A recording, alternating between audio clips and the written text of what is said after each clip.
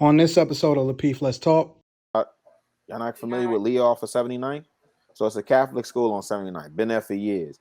One of my guys that went there, right? He was telling me about their budget and what they receive in donations every year. Because of course he graduated from there and he still gets letters for him to contribute, right?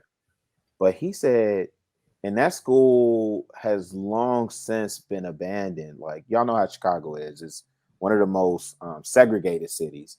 And so Leo used to be predominantly white Catholic school. When I was coming up, 80s, 90s, or whatever, it, migrated predominantly black. The thing that he was telling me is that the reason why that school still stands and like Academy of Our Lady doesn't is because they have alumni that graduated in the 50s and 60s that still contribute to that school. And they have a multi-million-dollar surplus in their budget. I think it has a lot to do with, I think there's multiple factors. I liked what Chicago was saying earlier about just the connections that can be made and things like that. And I think that kind of, for some people, can give them, access that they may not have had if they would have went to another school. So I think that for a lot of people going to a lot of Black people going to HBCUs, they end up connecting with people who can put them in a position that they may not have been in the position to get that opportunity if they were not at the HBCU, if that makes sense. Yeah, but we see that at PWIs all the time, right? It's politics and network. It's not even the brightest student or the most adept student that gets the role. Is the connections that you make. But I want to ask you ladies, because I think all of you all are college graduates, because Anton did ask a really good question in terms of why don't we see participation in terms of giving back and alumni donations and so on and so forth to keep schools funded, right? And so my question to you ladies is, do you, and if so, how often do you contribute to your alma mater? I did not go to an HBCU, and I don't contribute to my college because I don't think they don't need it, really. And I'm not going to contribute to them because I'm not sure of where or how that money would be used.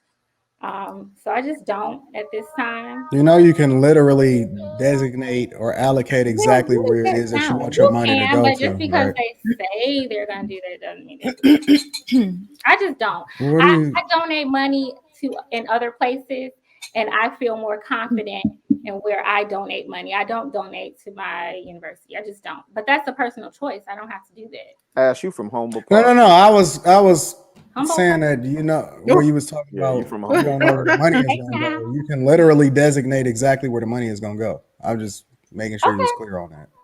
Okay. I think. Go ahead. You go ahead because he asked us all a question. So I was going to say this earlier because I think Anton was touching on it in terms of the funding, like the giving back to your school and whatnot. I think that people who just in general, like not on an individual basis, but looking at it from the whole population point of view, excuse me, I think that people who have more money, more net worth, higher incomes, whatever, will be more likely to give back to their schools. People who don't have as much financial, don't have as much of their finances tied up in other things will be more likely. And as we know, Black people are, pretty low on the totem pole as it relates to races and net worths. So with that being said, I think that that's a major reason why more Black people might not give back to their PWI school or their HBCU school or whatever. Whereas if you come from a long line of Harvard graduates, like y'all probably have money because you could be a C student at Harvard, and you're going to be chosen over someone who was an A student somewhere else just because of the name Harvard. So just having those resources will put you in a better position to donate to a school. I just think that type of thing needs more time, because I know y'all don't think that the Head Start matters, but it does.